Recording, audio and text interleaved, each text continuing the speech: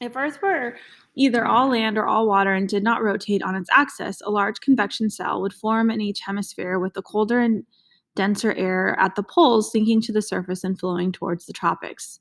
There it would force the warm air already at the equator to rise, and when it would cool and flow back toward the poles. The problem with this proposal is that Earth does not rotate from east to west.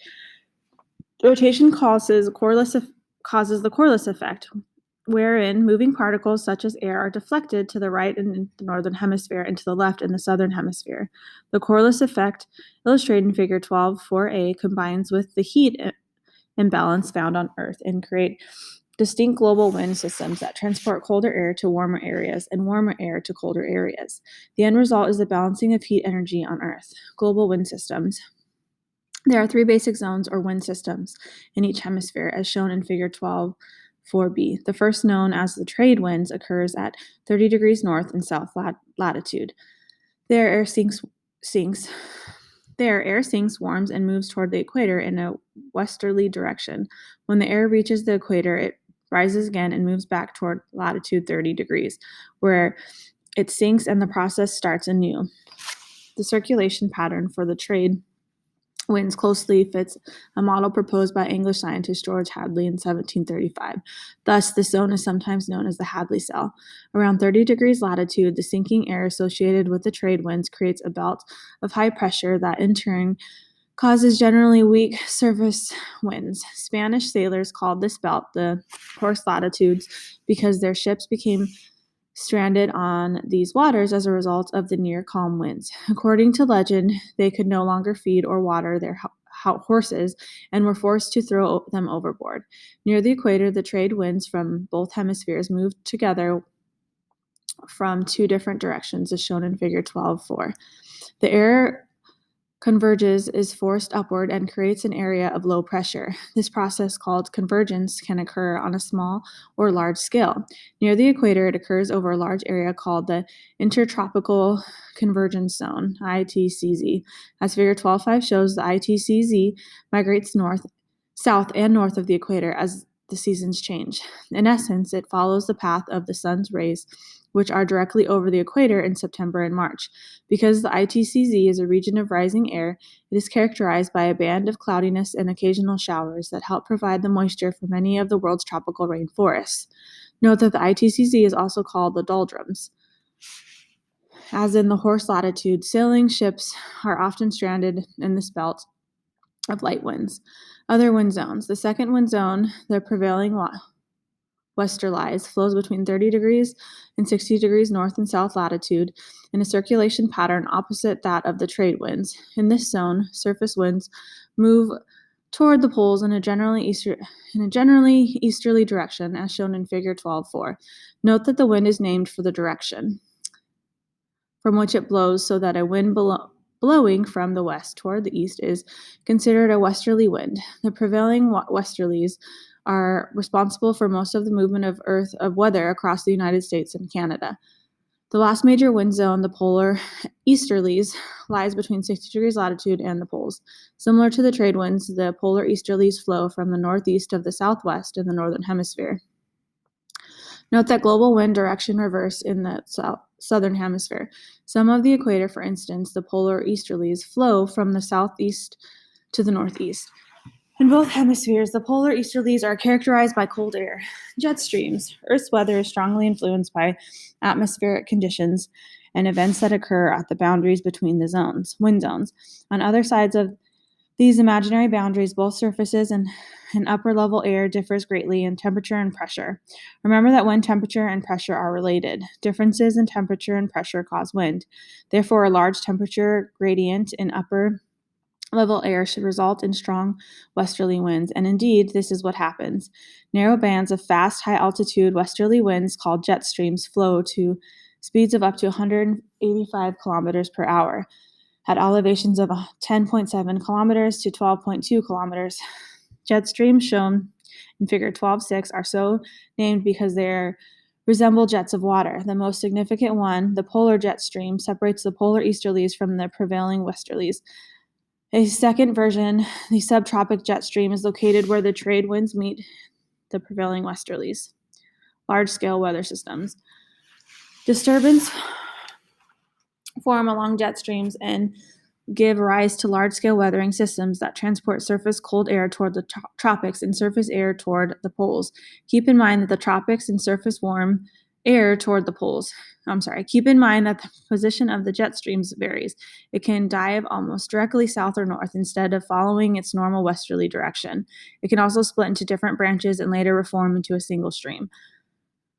Whatever form a position it takes, the jet streams represent the strongest core of westerly winds. Together, these winds form a sort of atmospheric railroad track, with large-scale weather systems serving as an atmospheric trains. Weather systems generally follow the path of these winds. The jet stream also affects the intensity of weathering systems by moving air of different temperatures from one region to another. Thus, despite its altitude, is a significant impact on weather. Fronts.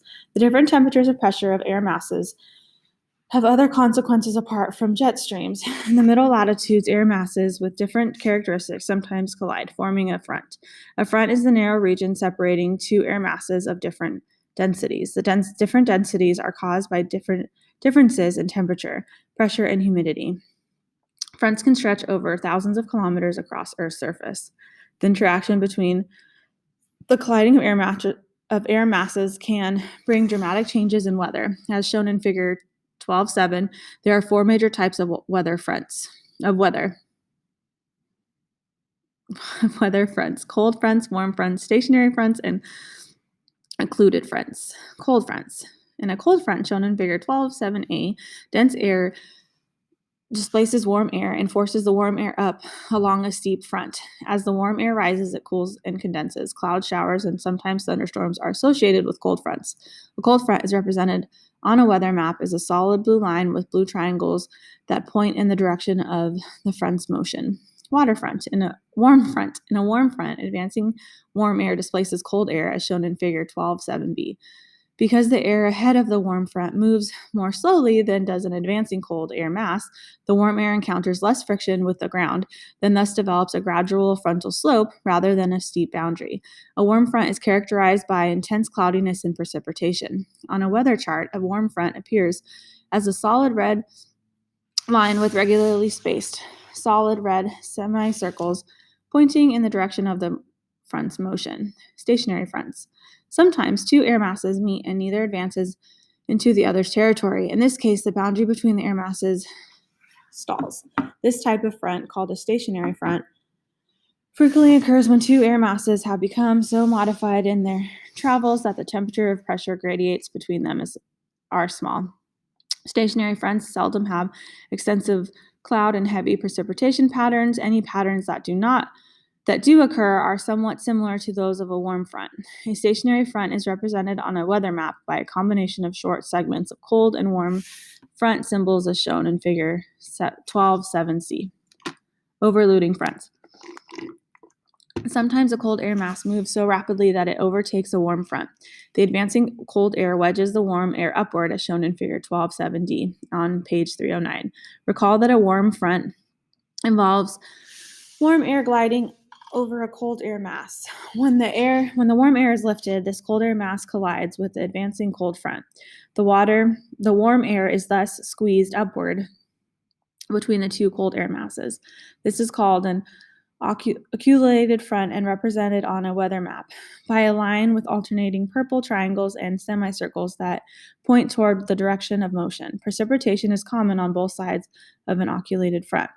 Pressure systems. If you have learned that an Earth's surface, rising air is associated with low pressure and sinking air is associated with high pressure. Rising or sinking air combined with Coriolis effect results in the formation of rotating low and high pressure systems in the atmosphere.